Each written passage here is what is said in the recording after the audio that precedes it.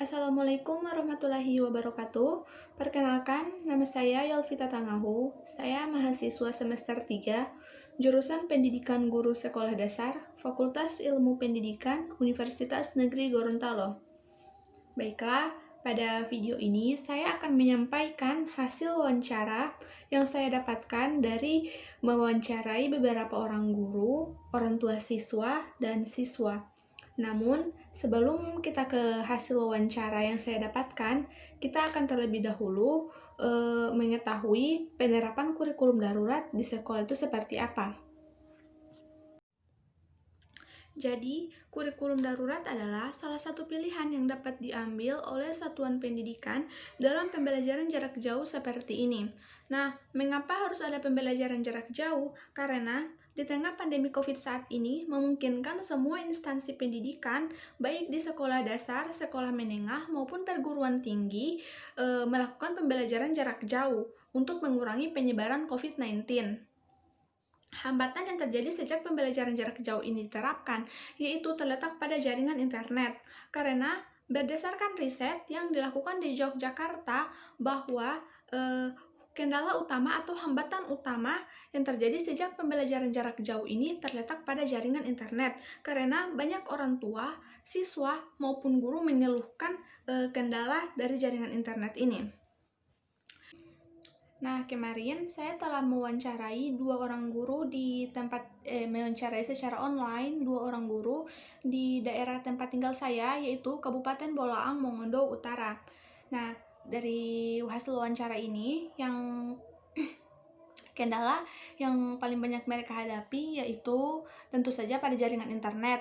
Nah, yang kedua itu yaitu kurangnya ketersediaan gadget yang dimiliki oleh siswa, karena orang tua tidak mampu memfasilitasi anak dengan gadget atau handphone, karena penghasilan orang tua juga tidak mencukupi untuk membelikan anak handphone. Berikut akan saya tampilkan hasil wawancara dengan salah satu guru di Bolaang Mongondo Utara yang saya wawancarai. Sebenarnya ada dua, tapi satu orang lagi ini saya lupa merekamnya, jadi akan saya jelaskan melalui video ini. Nah, guru yang saya lupa rekam hasil wawancaranya itu yaitu Ibu Rosmini Kapiso. Beliau adalah salah satu guru di SDN 2 Bolangitang Barat, Kabupaten Bolaang Mongondo Utara. Nah, hambatan yang beliau hadapi itu sudah saya jelaskan sebelumnya, yaitu jaringan internet yang kurang stabil dan kurangnya ketersediaan gadget. Karena kurangnya ketersediaan gadget dan jaringan internet yang sering loading di daerah saya, maka beliau mengambil keputusan untuk membentuk kelompok belajar para murid-muridnya. Kelompok belajar ini terdiri dari 3 sampai 4 kelompok belajar. Nah, mereka ini mereka itu belajar di rumah salah satu orang siswa. Jadi setiap harinya si ibu ini melakukan kontrol terhadap 4 kelompok belajar ini. Menurut saya itu tidak mudah untuk melakukan kontrol terhadap 4 kelompok belajar ini dalam mata pelajaran yang berbeda-beda. Saya menjadi kasihan dengan ibu ini karena usianya juga sudah tidak muda untuk kesana kemari. Nah, beliau mengambil keputusan tersebut karena beliau juga mohon maaf kurang paham dengan teknologi, kurang paham dengan pembelajaran daring. Jadi beliau mengambil keputusan untuk membagi kelompok belajar. Nah, saya akan menampilkan satu lagi hasil wawancara dengan guru di SMP Negeri 3 Bolangitang Barat, Kabupaten Bolaang Mongondo Utara. Saya akan menampilkan hasil wawancara tersebut dalam bentuk rekaman. Assalamualaikum warahmatullahi wabarakatuh. Perkenalkan, nama saya Mona Lisa Gulilio. Saya guru di SMP Negeri 3 Bolangitang Barat. Adapun kendala dalam pembelajaran daring saat ini, yang pertama, terbatasnya gadget yang dimiliki oleh siswa, karena tidak semua siswa mampu membeli gadget atau HP, karena orang tua rata-rata penghasilan hanya petani, nelayan, dan pekerja serabutan. Dan yang kedua, kendalanya adalah jaringan yang lelet Apalagi di wilayah saya, jaringan itu sering tidak bisa diakses. Dan yang ketiga, kurangnya perhatian anak-anak terhadap pembelajaran lewat daring. Sebagian anak-anak hanya fokus main game ataupun mengikuti orang tuanya bekerja di kebun. Pertanyaan nomor 2, jika guru menilai keefektifan siswa melalui daring hanya ada sekitar 30% siswa yang aktif. Itu pun hanya siswa yang sangat-sangat memperhatikan setiap jadwal pembelajaran. Jadi misalnya contoh kasus di kelas 7 itu ada jumlah 21 siswa, yang aktif hanya sekitar 5 orang. Selanjutnya di kelas 8 ada jumlah sekitar 30-an, yang aktif hanya sekitar 10 orang siswa. Dan yang kelas 9 itu ada 25, bisa dikatakan 15 orang yang aktif. Jadi di tiap tingkatan kelas itu berbeda, namun yang paling parah ada di kelas 7. Nah, sebelumnya sudah saya tampilkan hasil rekaman wawancara saya dengan salah satu guru di daerah tempat tinggal saya, Kabupaten Bolaang Mongondo Utara. Juga sudah saya jelaskan salah satu hambatan yang dialami oleh salah satu guru yang tidak dapat saya rekam hasil wawancaranya. Nah, selain guru, saya juga mewawancarai satu orang siswa mewawancarai secara online satu orang siswa di daerah tempat tinggal saya juga di Bolaang Mongondo Utara. Jadi saya jelaskan secara singkat dulu bahwa yang dialami oleh siswa tersebut sejak pembelajaran daring itu, yaitu siswa ini merasa bosan karena pembelajaran yang disampaikan oleh guru itu kurang menyenangkan. Juga kendala internet menjadi salah satu faktor utama. Untuk lebih jelas akan saya tampilkan hasil rekaman wawancaranya. Assalamualaikum warahmatullahi wabarakatuh. Perkenalkan, nama saya Mutmainah Bolota.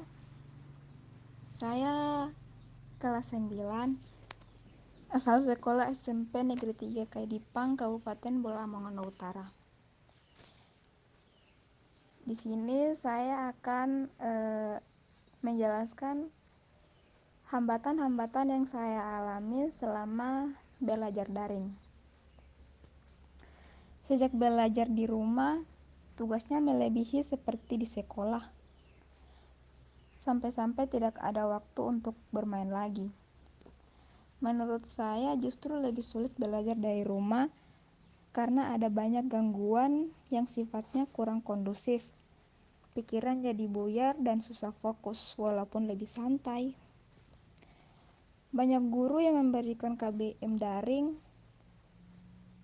kurang menyenangkan dan lebih memilih aplikasi WhatsApp daripada aplikasi lain. Karena belajar daring dengan WhatsApp, tugasnya lebih banyak. Ada teman saya juga yang tidak memiliki handphone. Tapi ada juga yang memiliki handphone, tapi daerahnya tidak memiliki akses internet.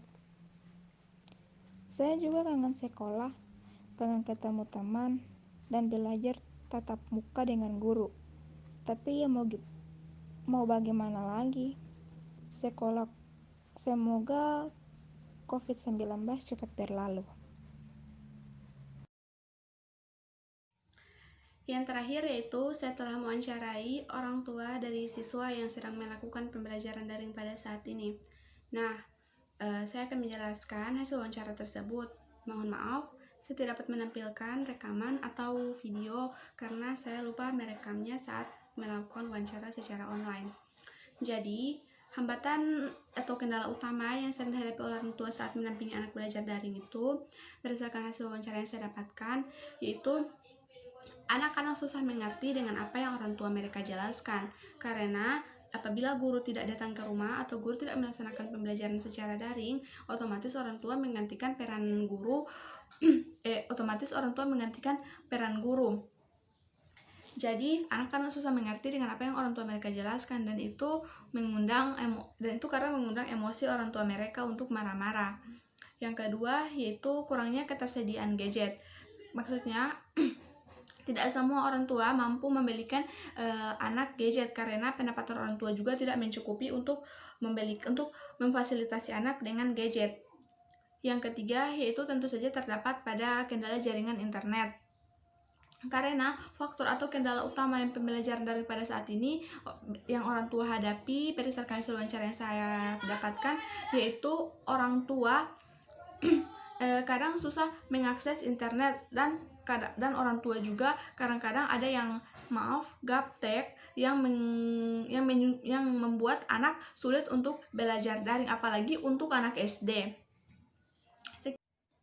Nah, berdasarkan hasil wawancara yang telah saya sampaikan, solusi yang dapat saya berikan untuk permasalahan-permasalahan yang telah dijelaskan oleh guru, siswa, dan orang tua, menurut saya solusinya yaitu pemerintah harus memberikan atau menyediakan fasilitas kepada masyarakat, khususnya guru dan siswa. Pemerintah harus memperluas jangkauan internet di rumah-rumah guru atau siswa agar komunikasi siswa dan guru saat pembelajaran daring itu tidak terhambat oleh akses internet yang sulit untuk dijangkau. Terima kasih, itu adalah hasil wawancara saya dari para guru, orang tua, dan siswa. Untuk lebih kurangnya saya mohon maaf. Wassalamualaikum warahmatullahi wabarakatuh.